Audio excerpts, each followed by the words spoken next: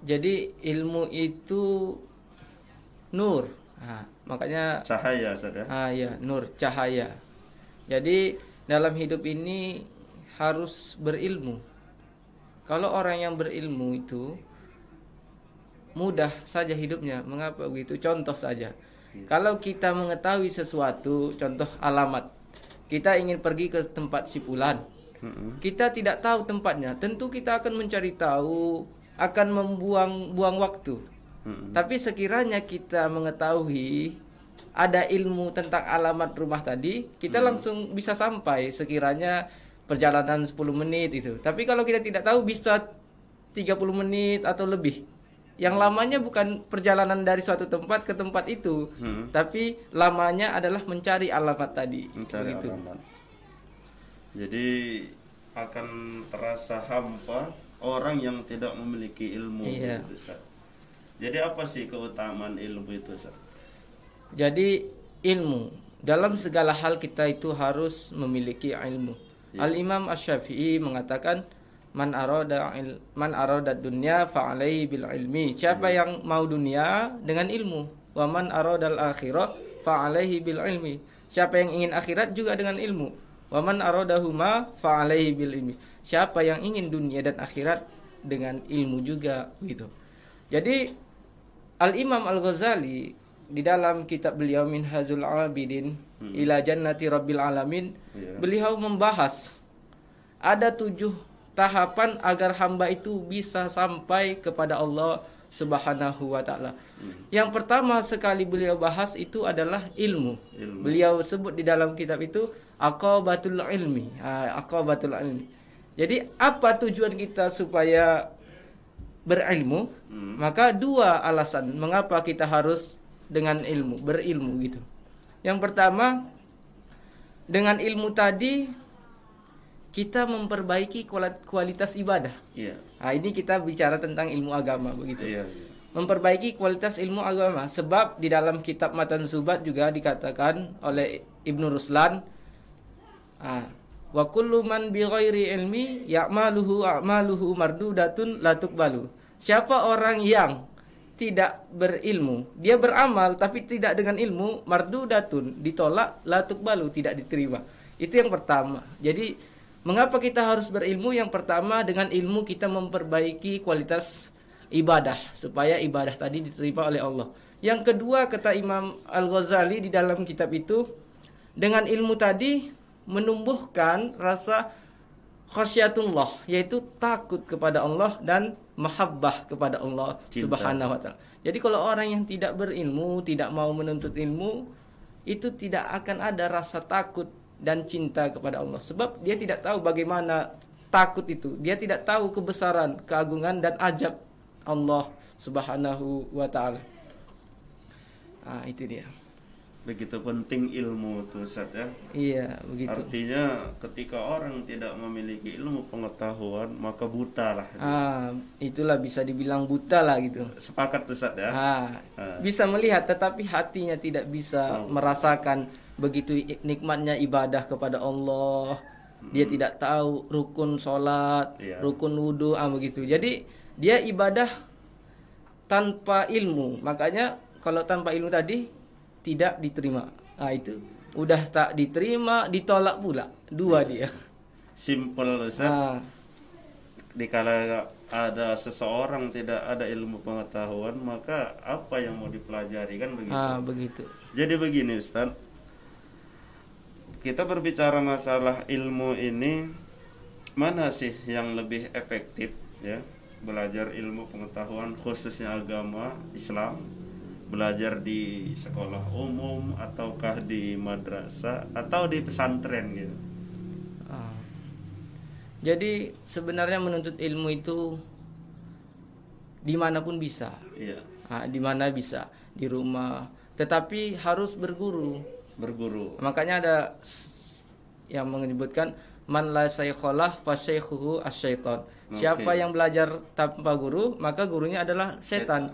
Makanya yang paling efektif sebenarnya untuk mengetahui ilmu agama, ilmu itu ada 2 hukum mencari ilmu. Yang pertama ilmu fardu ain.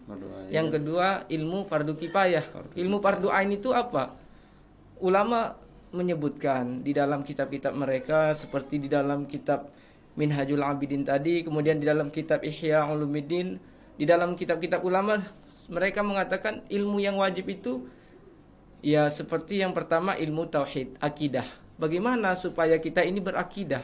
Kita beribadah itu tahu siapa yang kita ibadahi. Makanya ulama mengatakan la tasihul ibadah illa ba'da ma'rifatil ma'bud.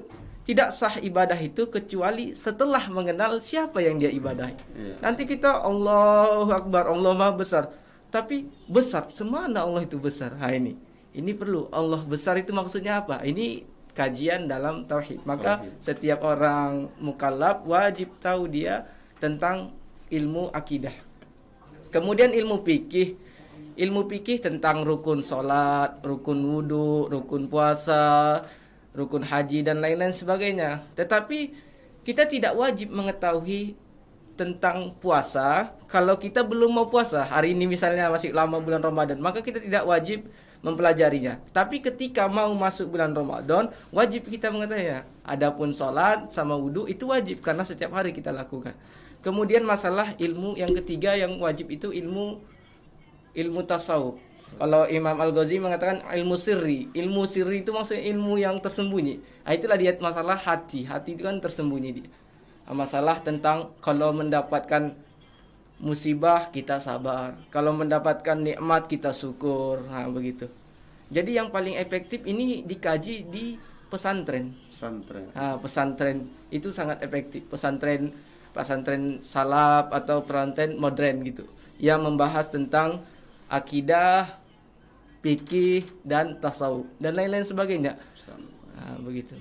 Berarti tidak ada istilahnya klasifikasi khusus. Iya. Bahwa belajarnya itu khusus di pesantren, tidak ada. Iya.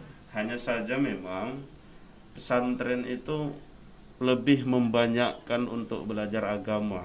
Iya. Khususnya agama Islam. Nah, jadi begini Ustaz. Mengenai ilmu ataupun topik kita hari ini membahas ilmu, memang benar sekali ya, subhanallah, memang ilmu itu adalah cahaya. Sehingga kita dengan mengetahui ilmu itu terang. Ya. Namun kebanyakan memang rata-rata orang yang mempelajari ilmu itu banyak lulusan-lulusan dari pesantren. Iya, benar. Ini sepakat kita sadar. Iya. Nah, itu artinya berarti memang pesantren ini peran penting dalam mengkaji ilmu-ilmu agama. Begitu saja. Iya. Nah, dengan hal itu kebetulan juga Ustaz, esok tuh kabarnya ada namanya hari santri. Hari santri ya. Hari santri tepatnya pada tanggal 22 Oktober. 22 Oktober. Nah, menyikapi ini bagaimana kira-kira Ustaz? Dengan adanya hari santri ini, apakah ini sebagai ajang politik atau memang hanya sekadar mengungkapkan rasa bahwa santri itu berperan aktif dalam berjuang? Iya. Jadi kira-kira bagaimana Ustaz? Jadi masalah perayaan. Nabi pun ketika beliau ditanya kenapa hari Senin puasa, beliau katakan itu bahwa hari ini adalah hari saya dilahirkan. Begitu. Kemudian di Indonesia ini seperti kita ada perayaan hari kemerdekaan Republik Indonesia, yaitu 17 Agustus. Kemudian ada hari guru dan lain-lain sebagainya. Santri ini pun layak sekali diperingati, yaitu pada tanggal 22 Oktober. Adapun terlepas masalah politik atau tidak, memang hari santri itu harus ada.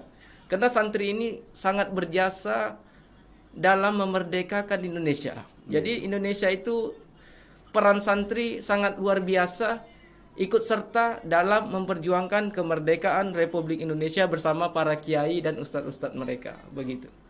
Berarti tidaklah salah diadakan yang namanya hari santri. Tidak. Nah, dengan esoknya adanya hari santri dengan mentemakan santri sehat ya, santri sehat Indonesia kuat. Kira-kira sepakat Ustaz? Iya, jadi santri sehat Indonesia kuat. Nah, ini bagus. Kenapa Kenapa Jadi bisa santri sehat Indonesia kuat? santri sehat. Ini mungkin ini penafsiran saya. Kalau bisa sehat jasmani, sehat rohaninya. Pemikirannya sehat berdasarkan akidah Ahlus Sunnah wal Jamaah, mengikut akidah Ahlus Sunnah wal Jamaah, kemudian fikih 4 mazhab yaitu Imam Abu Hanifah, Imam Malik, Imam Syafi'i dan Imam Hambali. Hanya saja di Indonesia ini kita mayoritas bermazhab Imam Asy-Syafi'i. Sedangkan di Turki itu mazhab Imam Abu Hanifah. Di Maroko mazhab Imam Maliki. Di Arab Saudi mazhab Imam Hambali. Jadi bagaimana supaya santri itu sehat dia, sehat berpikir, jangan lagi terpengaruhi paham-paham liberalisme, sekuler, kemudian pluralisme begitu. Apalagi sehingga jadi santri itu harus memperjuangkan akidah Ahlus Sunnah wal Jamaah. Kemudian mereka itu harus terjun ke masyarakat, yang diharapkan nanti mereka itu sebagai penceramah, sebagai pembimbing umat untuk menjelaskan hukum-hukum yang dibawa oleh Rasulullah SAW, yang dijelaskan oleh para ulama, begitu. Jadi ini hari santri ini sangat bagus. Supaya santri itu sadar bahwasannya mereka itu dimuliakan, mereka itu dianggap ada. Jadi mereka hendaknya lah menjadi lebih semangat untuk menuntut ilmu begitu. Lalu bagaimana dengan Indonesia kuat? Indonesia kuat. Jadi pemimpin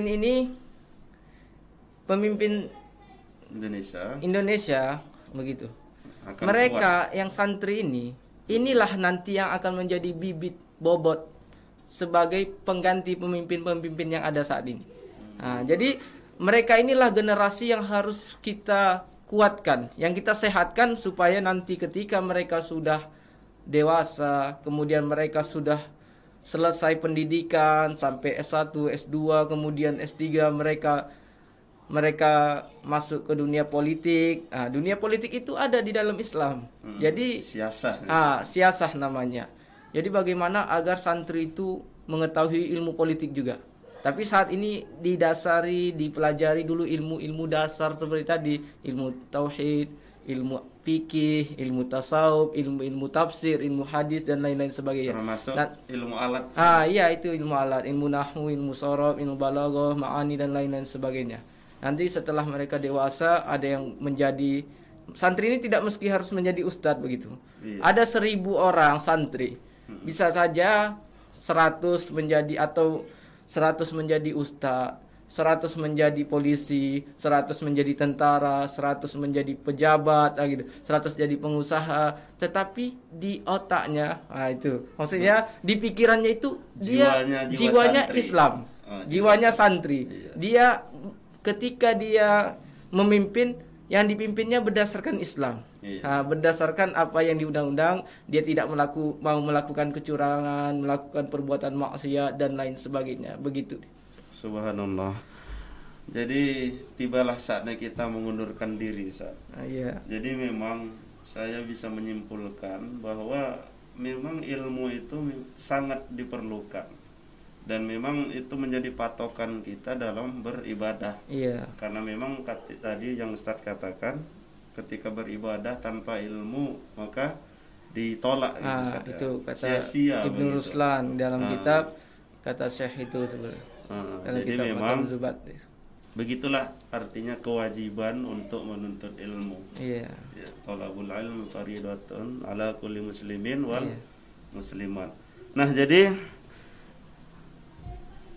dari tema santri tadi maka dapatlah disimpulkan bahwa itu adalah sebagai ajang semangat bagi santri, diadakannya hari santri tadi supaya santri lebih semangat dalam belajar atau berpendidikan. Begitu saja. Baik, Ustaz, jadi mungkin kita dipisahkan oleh waktu. Jadi buat kira-kira statement akhirnya bagaimana, Ustaz? Jadi menuntut ilmu itu adalah kewajiban. Sebagaimana tadi Bapak bilang, mengutip hadis, thalabul ilmi fardhatun ala kulli muslim, yaitu menuntut ilmu wajib atas setiap orang muslim. Dan di dalam hadis sangat banyak keutamaan tentang mencari ilmu. Man salaka tariqan yaltamisu fihi ilman sahalallahu lahu tariqan ilal jannah. Jadi kesimpulannya, hendaknya kita hidup ini berilmu. Dalam segala sesuatu, dalam berbuat apapun, hendaknya didasari dengan ilmu. Ilmu itu akan membawa kita kepada surga Allah Subhanahu wa taala, sebagaimana hadis tadi itu, man salaka tariqan yaltamisu fihi ilman sahalallahu lahu tariqan ilal jannah. Dan orang yang selalu mencari ilmu, man kharaja fi talabil ilmi fahuwa fi sabilillah. Orang yang keluar melangkahkan kaki dari rumahnya menuju suatu tempat ilmu, maka dia seperti jihad fi sabilillah hatta sampai dia kembali lagi. Begitu.